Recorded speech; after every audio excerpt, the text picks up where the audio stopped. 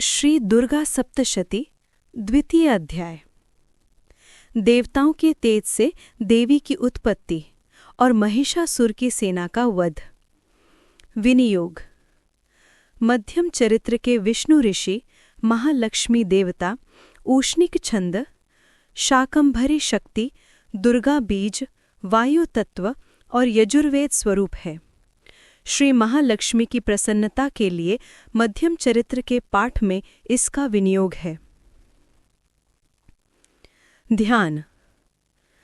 मैं कमल के आसन पर बैठी हुई प्रसन्न मुख वाले महिषासुरमर्दिनी भगवती महालक्ष्मी का भजन करता हूँ, जो अपने हाथों में अक्षमाला, फरसा, गदा, बाण, वज्र, पद्म, धनुष, कुंडिका, दंड, शक्ति, खड्ग, ढाल, शंख, घंटा, मधुपात्र, शूल और पाश और चक्र धारण करती हैं।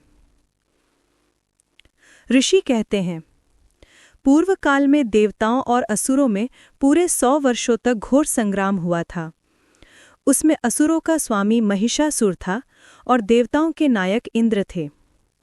उस युद्ध में देवताओं की सेना महाबली असुरों से परास्त हो गई थी।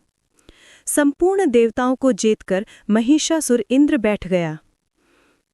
तब पराजित देवता प्रजापति ब्रह्मा जी को आगे करके उस स्थान पर गए जहां भगवान शंकर और विष्णु विराजमान थे। देवताओं ने महिषासुर के पराक्रम तथा अपनी पराजय का यथावत वृत्तांत उन दोनों देवेश्वरों से विस्तारपूर्वक कह सुनाया। वे बोले, भगवन, महिषासुर सूर्य, इंद्र, अग्नि, वायु, चंद्रमा, यम, वरुण तथा अन्य देवताओं के भी अधिकार छीनकर स्वयं ही सबका अधिष्ठाता बना बैठा है। उस दुरात्मा महिष ने समस्त देवताओं को स्वर्ग से निकाल दिया है। अब वे मनुष्यों की भांति पृथ्वी पर विचरते हैं। दैत्यों की यह सारी करतूत हमने आप लोगों से कह सुनाई है। अब हम आपकी ही शरण में आए हैं, उसका वध का कोई उपाय सोचिए। इस प्रकार देवताओं के वचन सुनकर भगवान विष्णु और शिव ने दैत्यों पर बड़ा क्रोध किया।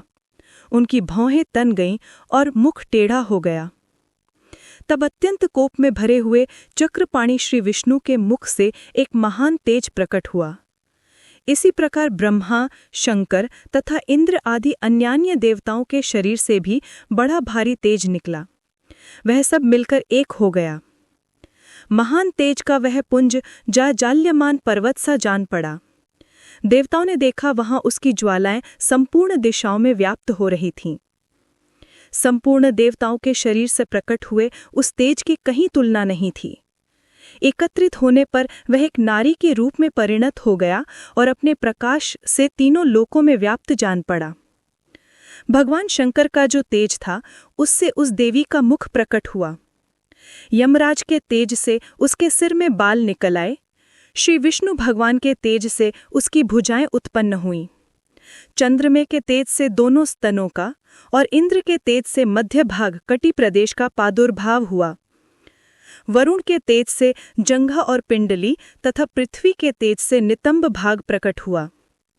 ब्रह्मा के तेज से दोनों चरण और सूर्य के तेज से उसकी अंगुलियां हुईं। वसुओं के तेज से हाथों की अंगुलियां और कुबेर के तेज से नासिका प्रकट हुई। उस देवी के दांत प्रजापति के तेज से और तीनों नेत्र अग्नि के तेज से प्रकट हुए थे। उसकी भौहें संध्या के और कान वायु के तेज से उत्पन्न हुए थे। इसी प्रकार अन्यान्य देवताओं के तेज से भी उस कल्याणमयी देवी का आविर्भाव हुआ। तदनंतर समस्त देवताओं की तेजोपुंज से प्रकट हुई देवी को देखकर महिषासुर के सताए हुए देवता बहुत प्रसन्न हुए। पिनाकधारी भगवान शंकर ने अपने शूल से एक शूल निकालकर उन्हें दिया। फिर भगवान विष्णु ने भी अपने चक्र से चक्र उत्पन्न करके भगवती को अर्पण किया। वरुण ने भी शंख भेंट किया, अग्नि ने उन्हें शक्ति दी और वायु ने धनुष तथा बाण से भरे हुए 2 तरकश प्रदान किए। सहस्र नेत्रों वाले देवराज इंद्र ने अपने वज्र से वज्र उत्पन्न करके दिया और ऐरावत हाथी से उतारकर एक घंटा भी प्रदान किया। यमराज ने काल दंड से दंड, वरुण ने पाश, प्रजापति ने स्फटिकाक्ष की माला तथा ब्रह्मा जी ने कमंडलों भेंट किया। सूर्य ने देवी के समस्त रोम कृपों में अपनी किरणों का तेज भर दिया। काल ने उन्हें चमकती हुई ढाल और तलवार दी।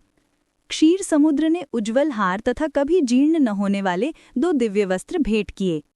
साथ ही उन्होंने दिव्य चूड़ामणि, 2 कुंडल, कड़े, उज्ज्वल अर्धचंद्र, सब बाहुओं के लिए केयूर, दोनों चरणों के लिए निर्मल नूपुर, गले की सुंदर हंसली और सब अंगुलियों में पहनने के लिए रत्नों की बनी अंगूठियां भी दी। विश्वकर्मा ने उन्हें अत्यंत निर्मल फरसा भेंट किया। साथ ही अनेक प्रकार के अस्त्र और अभेद्य कवच दिए। इनकी सिवा मस्तक और वक्षस्थल पर धारण करने के लिए कभी न कुमलाने वाले कमलों की मालाएं दी। जलधि ने उन्हें सुंदर कमल का फूल भेंट किया। हिमालय ने सवारी के लिए सिंह तथा भांति भांति के रत्न समर्पित किए।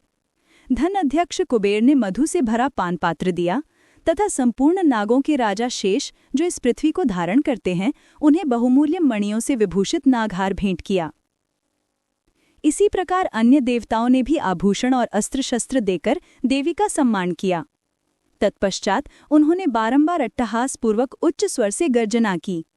उनके भयंकर नाद से संपूर्ण आकाश गूंज उठा। देवी का वह अत्यंत उच्च स्वर से किया हुआ सिंहनाद कहीं समा न सका।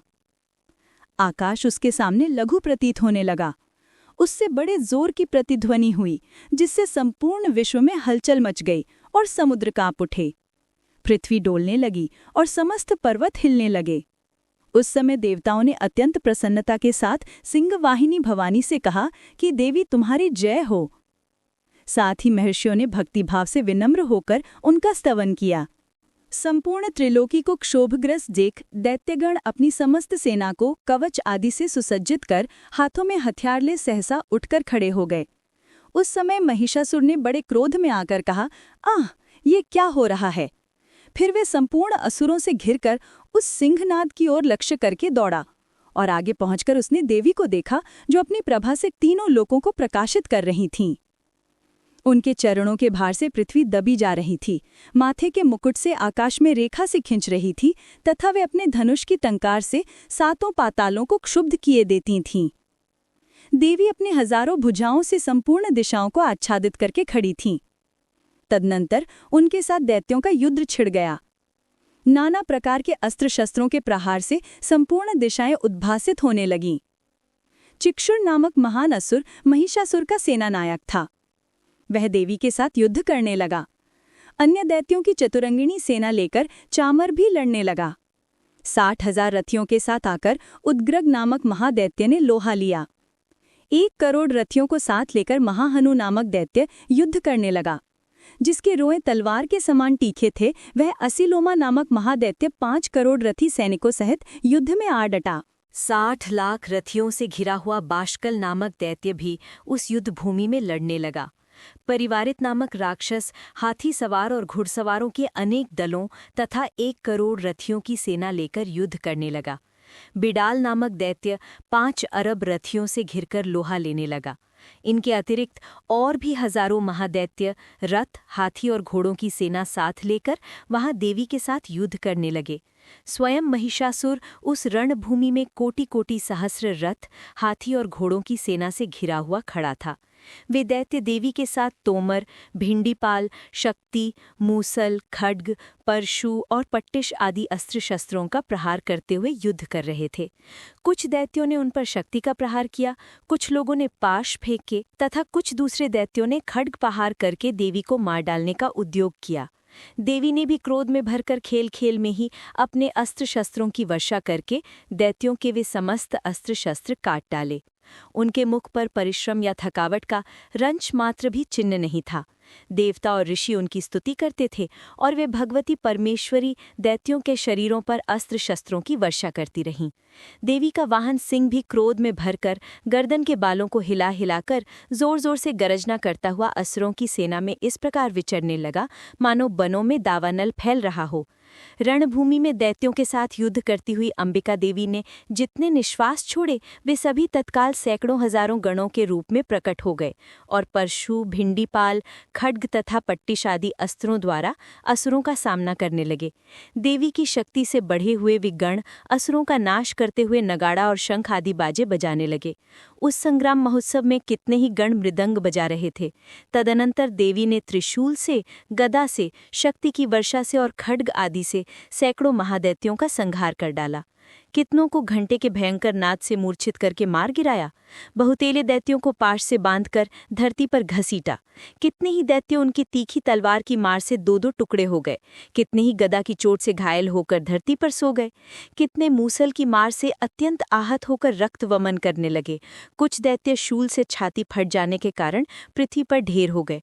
उस रणांगण में बाण समूहों की वृष्टि से कितने ही असुरों की कमर टूट गई। बाज की तरह झपटने वाले देव पीड़क दैत्यगण अपने प्राणों से हाथ धोने लगे। किन्हीं की बाहें छिन्न भिन्न हो गईं, कितनों की गर्दनें कट गईं, कितने ही दैत्यों के मस्तक कट कट कर गिरने लगे। कुछ लोगों के शरीर मध्य भाग में ही विदीर्ण हो गए। कितने ही महादैत्य जांघें कट जाने से पृथ्वी पर गिर पड़े। कितनों को देवी ने एक बाह, एक पैर और एक नेत्र वाला करके दो टुकड़ों में चीर डाला। कितने ही दैत्य मस्तक कट जाने पर भी गिरकर फिर उठ जाते और केवल धड़ के ही रूप में अच्छे अच्छे हथियार हाथ में ले देवी के साथ युद्ध करने लगते थे। दूसरे कबंध युद्ध के बाजों की लय पर नाचते थे। कितने ही बिना सिर के धड़ हाथों में खड्ग, शक्ति और रिष्टि लिए दौड़ते थे तथा दूसरे महादैत्य ठहरो ठहरो ये कहते हुए देवी को युद्ध के लिए ललकारते थे। जहां वह घोर संग्राम हुआ था वहां की धरती देवी के गिराए हुए रथ, हाथी, घोड़े और असुरों की लाशों से ऐसी पट गई थी कि वहां चलना फिरना असंभव हो गया था। दैत्यों की सेना में हाथी, घोड़े और असुरों के शरीरों से इतनी अधिक मात्रा में रक्तपात हुआ था कि थोड़ी ही देर में वहां खून की बड़ी बड़ी नदियां बहने लगी थीं। जगदम्बा ने असुरों की विशाल सेना को क्षण भर में नष्ट कर दिया, ठीक उसी तरह जैसे तृण और काट के भारी ढेर को आग कुछ ही क्षणों में भस्म कर देती है। और वह सिंह भी गर्दन के बालों को हिला हिलाकर जोर जोर से गरजना करता हुआ दैत्यों के शरीरों से मानो उनके प्राण चुने लेता था। वहां देवी के गणों ने भी उन महादैत्यों के साथ ऐसा युद्ध किया जिससे आकाश में खड़े हुए देवतागण उन पर बहुत संतुष्ट हुए और फूल बरसाने लगे। इस प्रकार श्रीमद् मार्कंडेय पुराण के सावर्णिकी मनवंतर की कथा के अंतर्गत देवी महात्म्य में महिषासुर की सेना का वध नामक दूसरा अध्याय पूरा हुआ।